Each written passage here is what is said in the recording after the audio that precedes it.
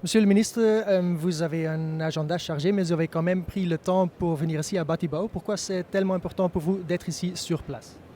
Ben, c'est important pour plusieurs raisons. La première, c'est qu'évidemment, je suis ministre des indépendants et des PME.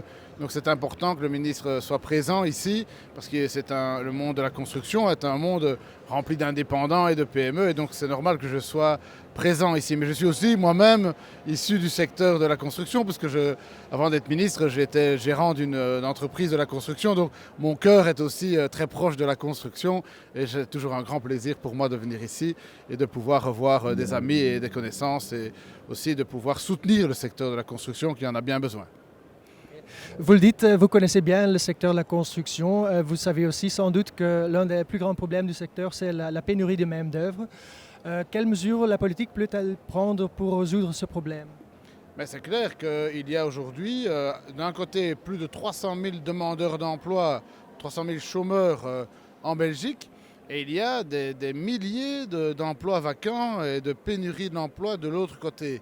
Donc c'est clair qu'au gouvernement fédéral, à plusieurs reprises, j'ai déjà demandé que l'on prenne des mesures, mais ça ne dépend pas de moi, malheureusement, ça dépend du ministre du Travail, donc le Pierre-Yves Dermagne, que l'on prenne des mesures pour être un peu plus strict à l'égard des demandeurs d'emploi qui refusent des emplois vacants. Donc par exemple, on propose un emploi à un demandeur d'emploi 2 fois. S'il refuse 2 fois, eh bien, il y a une sanction au niveau du chômage. On ne peut pas rester infiniment dans le chômage alors qu'il y a tant de métiers en pénurie.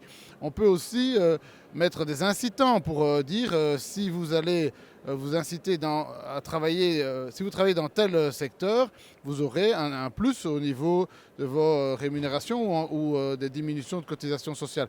Donc il y a des possibilités. Malheureusement, aujourd'hui, au niveau du gouvernement, on est bloqué parce que certains partis ne veulent pas bouger sur ce sujet-là, et c'est un vrai problème.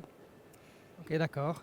Il y aura des élections en 2024. Quelles mesures voulez-vous proposer dans les élections pour les indépendants?